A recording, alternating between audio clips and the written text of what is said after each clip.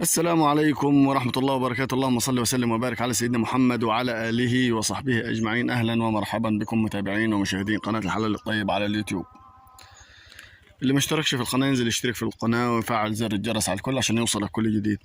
النهاردة إن شاء الله هنتكلم عن محصول البرسيم الحجازي، وهنتكلم على فوائد، وهنتكلم على حاجات، على كذا نقطة إن شاء الله يكون فيهم فايدة للناس كلها. يا أخوانا، البرسيم الحجازي أفضل محصول علف للمواشي تزرعه على الإطلاق. مفيش أي حاجة طهي، لا دراوة ولا برسيم بلدي ولا أي شيء، والكلام ده عن تجربة شخصية لمدة 10 سنين. أي واحد مربي مواشي أو ساعي بهايم، لا مؤاخذة في الكلام، لازم وحتما يزرع برسيم حجازي، هيستفاد استفادة كبيرة. البرسيم الحجازي أولا كذا فائدة تستفاد منه. تأكله أخضر زي ده للمواشي،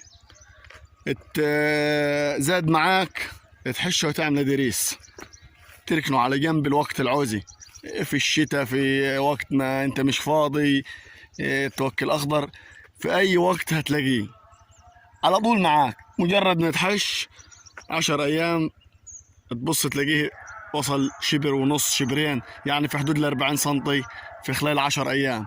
تديه رية واحدة في الصيف، دي رية واحدة ممكن تحش عليه، رية واحدة ممكن تحش عليه. والفوائد الأكبر إن أنت ممكن تربح حوالي 100,000 جنيه في السنة من ورا فدان برسيم حجازي من غير أي تكلفة. بمعنى هتجي في ميعاده اللي هو أول شهر 6 وتحش البرسيم كله مثلا زي كده، تحشه مرة واحدة عشان يطلع متناسق، وتروح مربيه تقاوي، تسيبه تطلقه تغلي تقاوي. طب يا عم بسام دلوقتي هنطلق تقاوي، طب ايه اللي هنستفاده من التقاوي؟ نقول لك انا تستفاد ايه من التقاوي.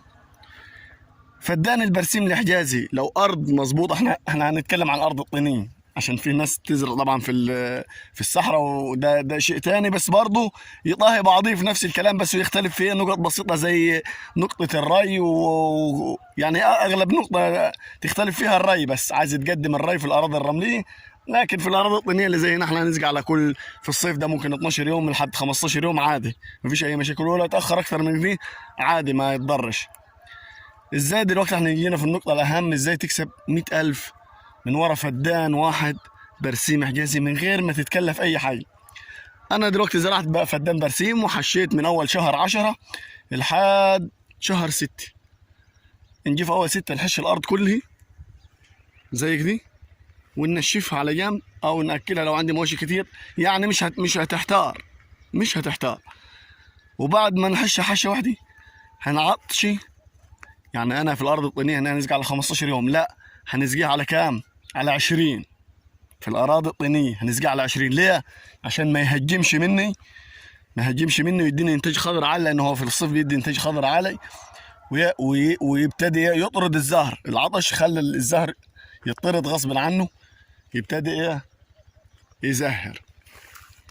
اول ما زهر زي دي بسيطه، ممكن نديله شكاره نترات، الفدان كله شكارة نترات، ونروح راويها ري، وانتهى المشوار على دي.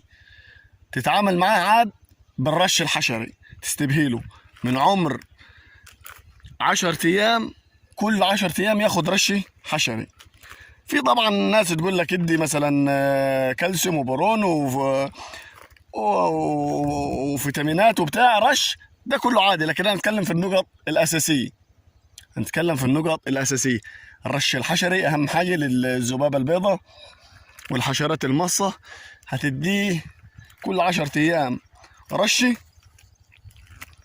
تمام، لحد لما الزهر ده خلاص تلقاه عقد وانتهى مشواره واتطفى الزهر وبيجي كله غلي، خلاص كده توقف الرش وانتهى المشوار. يعني هو هياخد له بتاع 4 رشات بالكتير حشري في المدة دي وانتهي. هتسقيه كمان رية وحدة يعني هو هياخد ريتين، رية على 20 يوم، وبعديها مثلا ب20 يوم هتدي رية تاني، وتفطم البرسيم على كده في الأراضي الطينية. تفطم البرسيم على كده هيقعد شهرين من يوم ما حشيته، من يوم ما حشيته لحد الحصاد هيقعد حوالي 60 يوم 65 يوم بالكتير. انت على حسب ايه، اما تشوف الغله عندك طابت وبقت كويسه تبدا تحصد وتلمه على جنب. البرسيم هيطلع في خلال اسبوع زي اللي ورا دي تاني، كانك ما كانش حاجه ايه، ما فيش حاجه تضرر. هتلمه على جنب في مكان فاضي وبتاع وتدرس غلتك. الفدان هيجيب كام؟ الفدان في الاراضي الطينيه اللي احنا فيها دي عن تجارب من 300 ل 350. الارض كويسه وعمراني من 300 ل 350 كيلو. طب النهارده الكيلو بكام؟ النهارده الكيلو عامل من 250 لحد 300 على حسب السوق، بيطلع وينزل. يعني بيلعب في ال 50 جنيه دي، ممكن تلاقيه ب 300، ممكن تلاقيه ب 270 لحد بدايته 250. بدايته 250. تمام. طب النهارده 300 كيلو لو قلنا في 250 بس، واخد بالك، يعني مش هيجي له عن 80,000. تمام. يعني 300 في 2 يعني حوالي في الحدود دي. من يعني هو الفدان لو جاب 350 كيلو او جاب 300 في 300 ب 90,000، يعني معاك من 80,000. تمام. الحد معاك من 80,000 لحد 100,000. تمام. ده انتاج. انت تكلفت ايه؟ ما تكلفتش اي حاجه.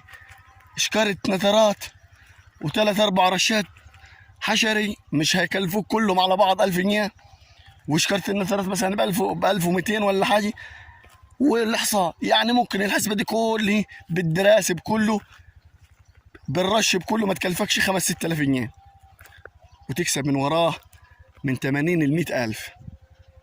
معقول الكلام ده؟ ايوه معقول، عن تجارب. يعني احنا عملنا الموضوع دي.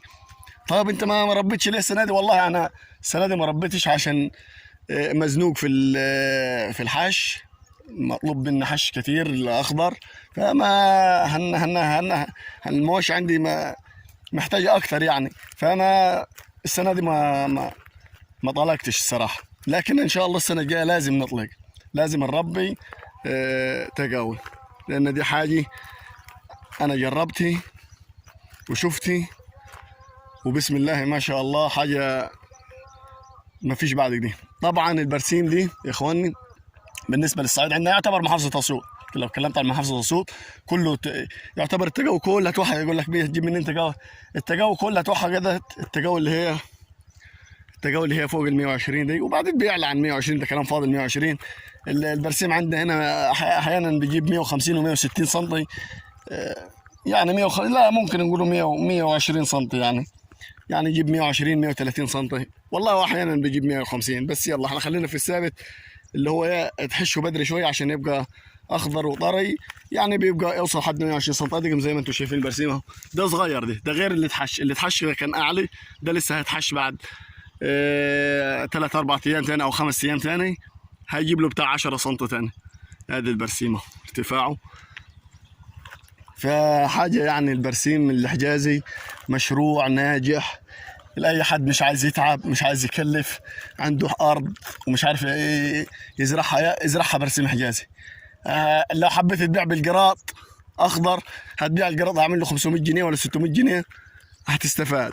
حبيت تنشفه لو عندك مساحه، في ناس طبعا عندها ايه المكبس وعندها اللي بتاع ده. النهارده الطين عامل له لو قلنا 8000 جنيه، حاليا الجو مريح شويه لان في الصيف كتير، فالنهارده يمكن عامل 8000 جنيه ارضه او 9000 جنيه ارضه.